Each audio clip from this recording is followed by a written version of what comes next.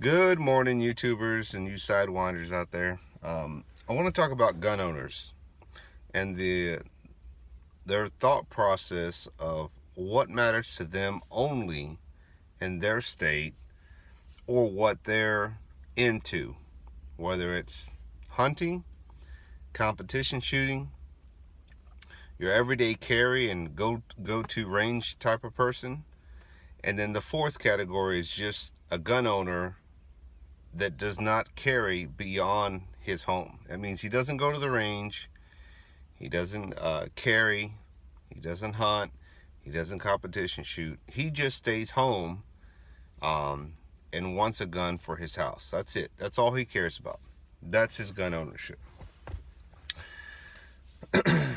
I bring this up because a friend of mine shared a video of the New Zealand,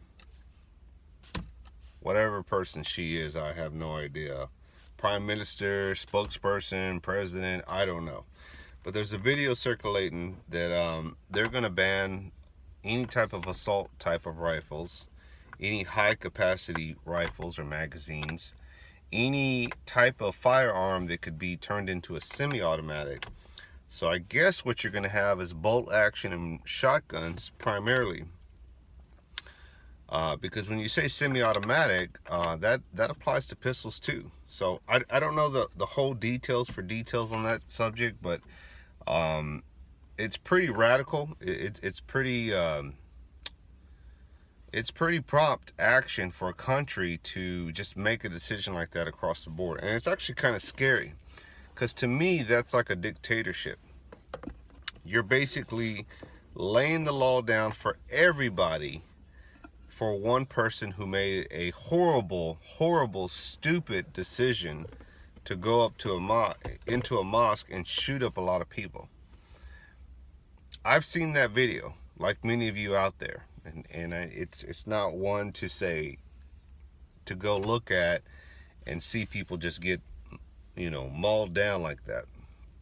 But the reality is, when you understand the impact that guns really do on people, you have a little bit, I hope you'd have a little bit more respect for your fellow human man or woman, or any living thing, I should say. In a self-defense type of mode, someone's attacking you and you're defending yourself, I get it. Use your firearm. That's what it's there for.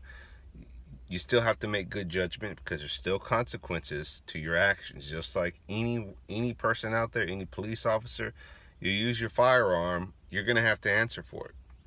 So God forbid you have to use it. But it's better to have than to not have, And it makes me think about this country, how fortunate we are because we have the Second Amendment. It's in our Constitution, and that is a big factor. It's not like it's just one day America said, okay, we're going to allow guns into the country. Because I think if that was the case and if it was not in the Constitution, we would be screwed. We would have probably had our guns taken away from us a long time ago. And I think it's going to change. It's going to change for the next generation. Maybe not for us now, people my age and older, but I think that next generation of shooters that come into the market or into the scene, they're going to have a whole different ownership of guns. They might not even be able to have them at their house. They may have to actually, they can own them, but they have to be located at a primary station where you have to go and check it out to go to the range or go hunt or go competition shooting. Well, back to my original thought on this process is, are gun owners selfish? Are they only concerned about their own state, their own passion of going to the range, everyday carry, competition shooting, hunters? Are gun owners selfish? Because I say that because we're not on the same page. Hunters don't care about everyday carries. And I'll say, for example, my grandfather is a hunter. He's been a hunter his whole life, owns a lot of bolt action rifles, owns shotguns, owns a couple of pistols. But he's he never grew up with the idea that he was going to everyday carry. His guns are at home. They stay locked up. They stay put away until he goes hunting, and that's it. Other than beyond that hunting, those guns stay there. If he ever needed to defend himself, they're there at the house.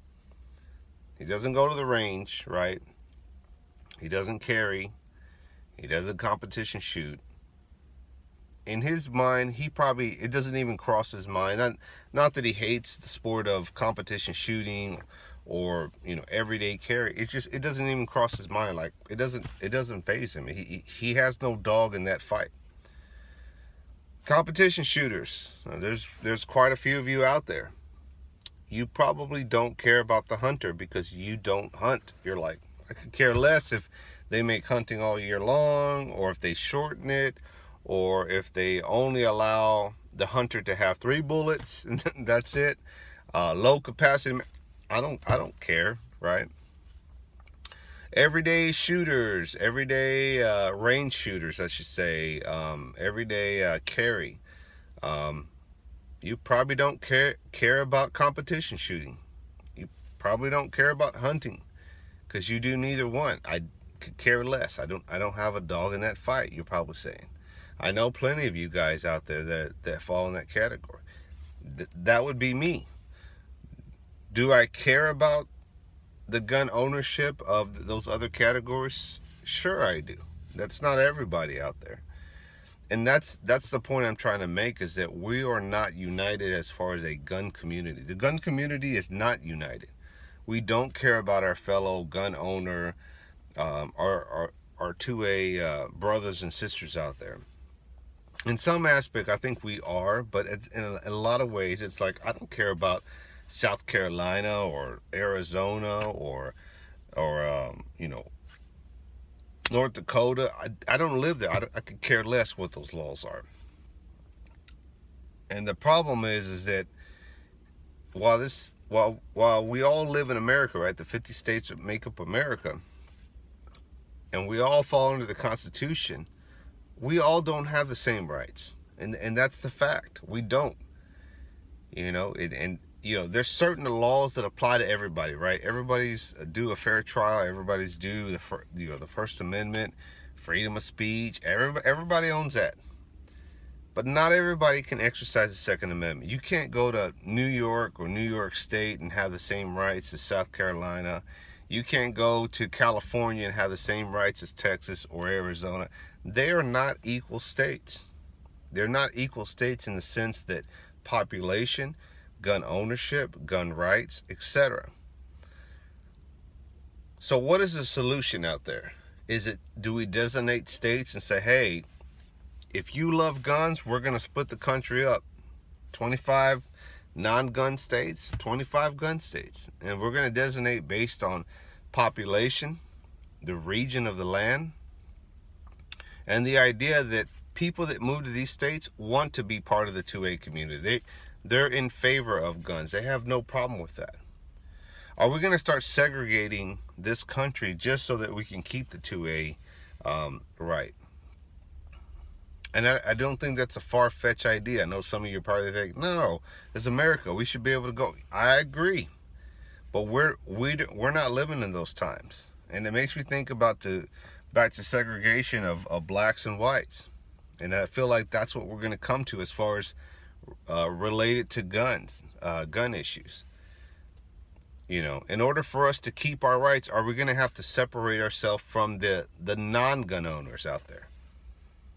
It wouldn't surprise me in the years to come, guys, that if they're going to make a deal and say, hey, if you want to keep your guns, these are the states that are designated for guns.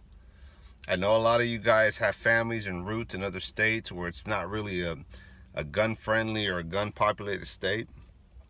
But how do you weed out, how do you separate the 2A community from the rest? That's like trying to weed out, saying, let's take out all the bad people in the world and separate them from the good people,